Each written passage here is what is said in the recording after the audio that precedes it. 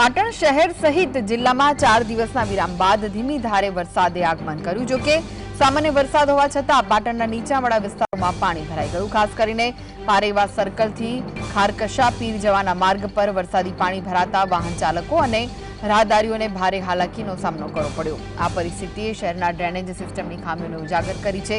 સ્થાનિક લોકોએ વહીવટીતંત્ર પાસે પાણીના ભરાવાને દૂર કરવા તાત્કાલિક પગલાંની માંગ કરી છે।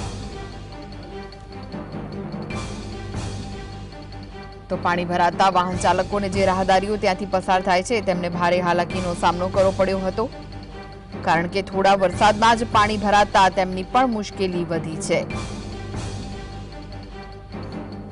तो पाटणमां सामान्य वरसाद वरस्यो, जेमां शहेरना पारेवा सर्कलथी खारकशा पीर जवाना मार्गो पर पाणी भराई गया।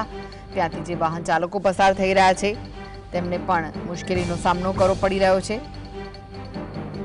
જ્યારે લોકો પણ માંગ કરી રહ્યા છે કે આ પાણીને નિકાલ કરવામાં આવે, પાણીનો જે ભરાવો થયો છે તેને દૂર કરવામાં આવે। આ વિશે વધુ માહિતી માટે જોડાઈ ગયા છે સંવાદદાતા અલ્કેશ। અલ્કેશ, થોડો વરસાદ વરસ્યો અને પાણી ભરાઈ ગયા છે, આવી તો હાલત છે, શું વિગતો છે?